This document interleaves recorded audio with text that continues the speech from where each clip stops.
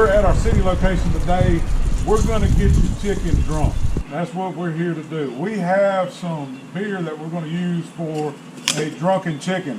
Now, this is a beer, it's actually made here locally in Shreveport. It's a Southern drawl. So any local restaurants and stuff that you go to around here, ask them for a Southern drawl beer. We're going to use this in our chicken because we like our chickens drunk around here. So Chef Corey's going to take it away and show y'all kind of what we do. Alright, first thing we're going to do is we're going to inject these birds. We got two kinds of injections. One's a marinade and one's a spicy garlic sauce. Tell me something, Chef Corey. Anybody test these beers and make sure they're good? No, but you should always test your beer before you use it on your chicken, just to make sure that you like the flavor of it. Yeah, you got to make sure you try it out. I personally like these. It's good. Okay. So just stick your injector in the sauce. Get you up a good bit in there.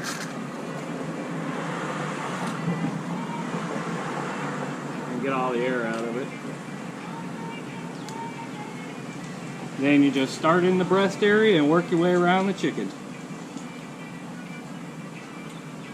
What's kind of a good temperature on the big green egg for doing this? 350 to 400. 350 to 400. About how long?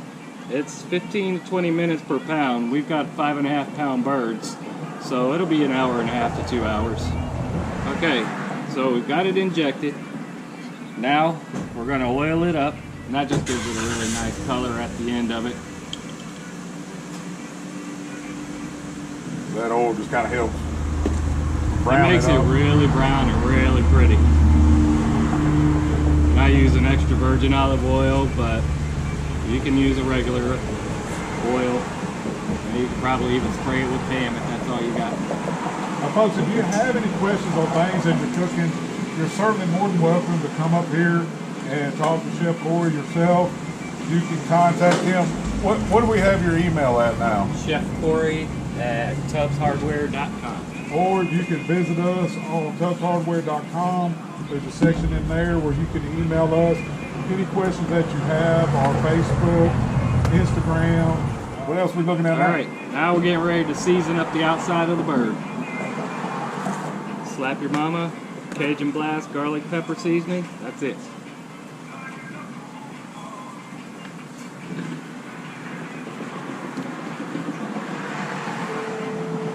Parts farm on line 2, please. Parts farm on line 2. Use as much or as little as you want.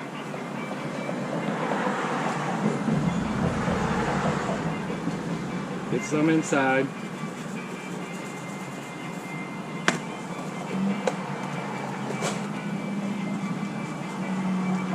Around again.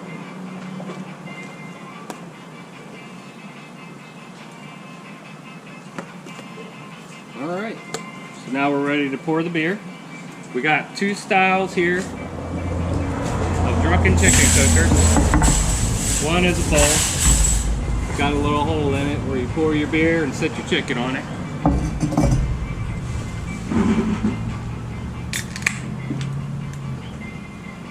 I would have taken a sip first. Hey, my problem is once I stop, I'm going home. Or once I start, I'm going home.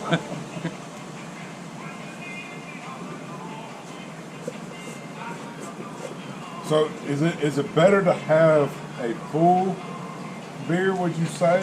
No, most of the time they'll tell you dump half of it out or drink half of it and then use just half because it's gonna boil up on you as it's cooking. So I'd like to know which one said dump half of it out, because I think we need to have a talk with him.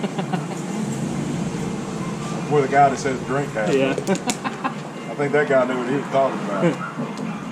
Don't dump it out. Put it in a cup and enjoy it. I think the guy that said dump it out likes Zemas. There's alcohol abuse and then there's alcohol abuse. That's it. That's it. All right. So then just take your chicken.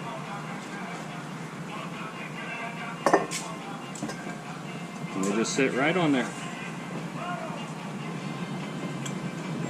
So does it matter if it kind of slumps over, anything like that? Would it be best maybe to prop something up with it, or it really doesn't matter? It really doesn't matter because the whole thing's going to tighten up as it cooks anyways. So is the benefit of the bowl is maybe that you save some of those juices? I think that's what it is. To me, I mean, unless you're going to use the juices for something, I just let them fall into the egg, because then that just gives me more flavor on the smoke side of it. We've got some different breweries around here that if you're visiting through our area, we have a lot of tourists come through.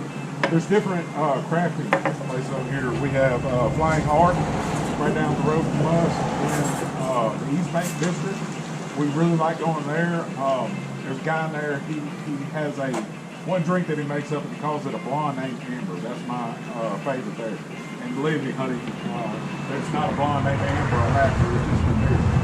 And then we have Red River Brewery across the river from us. So if y'all coming to visit this area, those are really good places to go to. They have different recipes that they cook in their place. Flying Heart does pizzas in there. They have some other things. And then you go to Red River Brewery, and they got some burgers over there that are just too die for. So y'all keep coming on down and checking those folks out. So this is just a standard beer holder right here, huh? That's it. Just slap your beer in there, slap your chicken on it, and throw it in your grill or in your oven.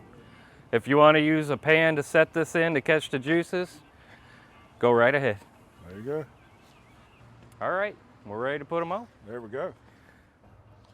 All right, Corey. So now we're sitting at 400, which is fine, because once we put all this stuff on there, the grill's going to go down immediately. And then, folks, if you can't see it in here, we actually have our convectionator down in here. We are set up for indirect cooking. So we will be doing that this whole time as we're cooking on them. So where would you check them probably periodically? After an hour, start checking it. There we go. There we go. And what temperature are we looking at for internally? I like 180 in the breast. I just stick it straight into the deepest part of the breast before you hit the bone. There we go. And that's usually perfect for me every time. Well, folks, stay tuned. We will be back, and we'll have some drunken chicken for you. Hopefully, it'll still be standing up. Hopefully. It may be laying down.